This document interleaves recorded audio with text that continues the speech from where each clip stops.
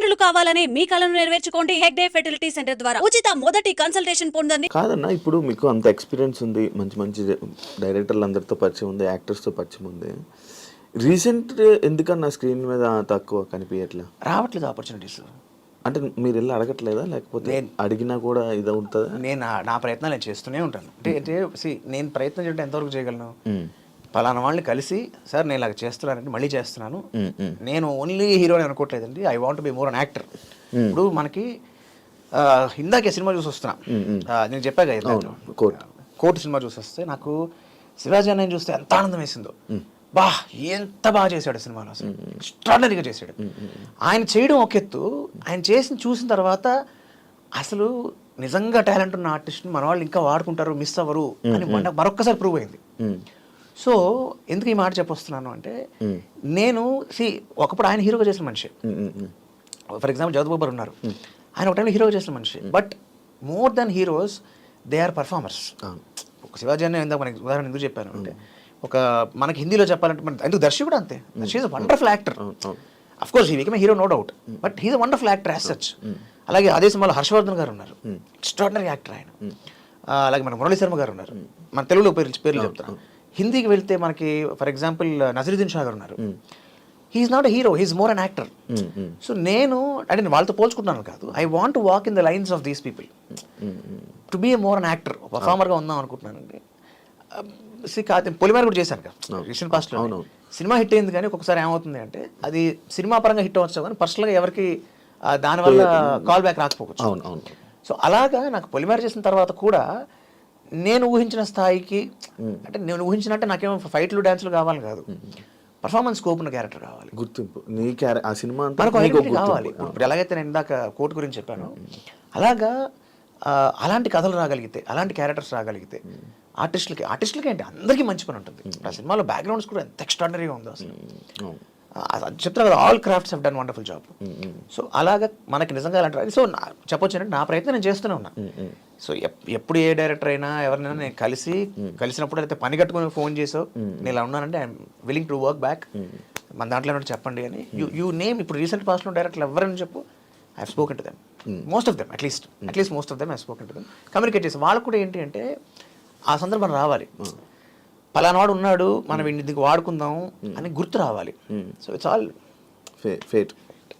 గుర్తు వచ్చి ఒక్కరు చేశారనుకో, స్టార్ట్ కాదన్న. ఇప్పుడు ఇండస్ట్రీలో అంటే ఇలా ఫేడ్ అవుట్ అయిపోయారు, వాళ్ళు ఎందుకులే మనం ఇప్పుడు ఎందుకు అవసరం. ఇప్పుడు రీసెంట్ ట్రెండ్లో ఉన్నారు, యూట్యూబ్లో కానీ ఇలా ఇన్స్టాలోనే వీళ్ళు, లేకపోతే కామెడీ షోస్లో వీళ్ళు యాక్టర్లు ఇలా తీసుకుంటున్నారు కదన్న. దానివల్ల మిగతా సీనియర్ యాక్టర్లకు కానీ ఇలా మీలా అప్పటి నుంచి ఉన్న అన్ని సినిమాల ఎక్స్పీరియన్స్ ఉన్న అలాంటి యాక్టర్కి ఛాన్సెస్ తక్కువ అవుతున్నాయి కదా.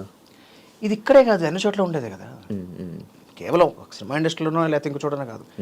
ఎనీబడి వాంట్స్ హూస్ బిజీ, అంతే కదా. కానీ మీకున్నంత ఎక్స్పీరియన్స్ వాళ్ళకు ఉంటుంది కదా. ఇట్స్ నాట్ అబౌట్ ఎక్స్పీరియన్స్, అదే అంటున్నాను. మార్కెట్లో ఎంతవరకు హ్యాపెనింగ్ ఉన్నారని చూస్తారు కొంతమంది లెక్క. బట్ అలానే అనుకుంటే ఇవాళ శివాజీ ఇలాంటి వాళ్ళు వచ్చారు కదా మళ్ళీ, you wouldn't have come back. So somebody has to think, ఎవరో ఒకరికి ఐడియా రావాలి. ఇప్పుడు ఒక డైరెక్టర్ ఒక క్యారెక్టర్కి కాస్టింగ్ అనుకున్నప్పుడు ఆప్షన్స్ రాసుకుంటారు. ఇప్పుడు ఈ పర్ఫార్మెన్స్ స్కోప్ ఉన్న మంచి క్యారెక్టర్ ఉంది, సినిమాలో హాఫ్ అన్ అవరే ఉంటుంది కానీ చాలా మంచి స్కోప్ ఉంది, ఈ క్యారెక్టర్ సూటబిలిటీలో ఉన్న ఏజ్ గ్రూప్లో ఉన్న పర్ఫామ్ చేయగలిగిన ఆర్టిస్టులు ఎవరు, ఒక నవదీప్ లేకపోతే ఒక బాలాదిత్యో లేకపోతే ఒక శివబాలాజీయో అని వాళ్ళు గుర్తు రావాలి. లేదు ఈ మధ్యకాలంలో కనబడిన వాళ్ళు ఎవరు కావాలి, మనకి మంచి పర్ఫార్మర్ ఎవరు కావాలి, చాలా కాలం అయింది బాలాజీ ఇతను పనికి వస్తాడు, ఇప్పుడు ఎలా ఉన్నాడు చూడండి అని తట్టగలిగే తట్టాలి. అది మనం అలా గుర్తు రాగలిగితే ఎవరో ఒకరికి ఒకటి రాగలిగితే ఒక్కడు వచ్చినా చాలు, అది పండాలి. మనకి సినిమా ఇండస్ట్రీలో ఏంటంటే ఇట్స్ ఆల్ అంటే చాలా విషయాలు కలిస్తే కానీ ఒక సక్సెస్ రాదు, అందుకే సక్సెస్ చాలా తక్కువ మనకి. సో అలా అన్నీ కుదరాలి. అలా మీ అన్నయ్య గారు హీరోగా చేసిన సినిమా రిలీజ్ ఉదయంగా అయిపోయిందంటే ఏంటన్నది? అందం సినిమా పేరు. 2001 May 9th ఆ సినిమా రిలీజ్ అవ్వాల్సింది.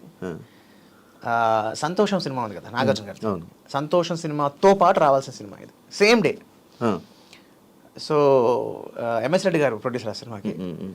సో ఫర్ సమ్ రీజన్స్ వాళ్ళ ఎందుకు చేయలేదో నాకు తెలియదు కానీ, సో పోస్టర్లు పడిపోయి ఆడియో రిలీజ్ అయిపోయింది, చాలా గ్రాండ్గా చేశారు ఆడియో రిలీజ్, చాలా మంది పెద్ద వాళ్ళు గెస్ట్లుగా వచ్చారు, అంతా అయిపోయింది. దానికి శ్రీనివాస్ రెడ్డి గారు డైరెక్టర్, చాలా కామెడీ సినిమాస్ చేశారు శ్రీనివాస్ రెడ్డి అన్నయ్య.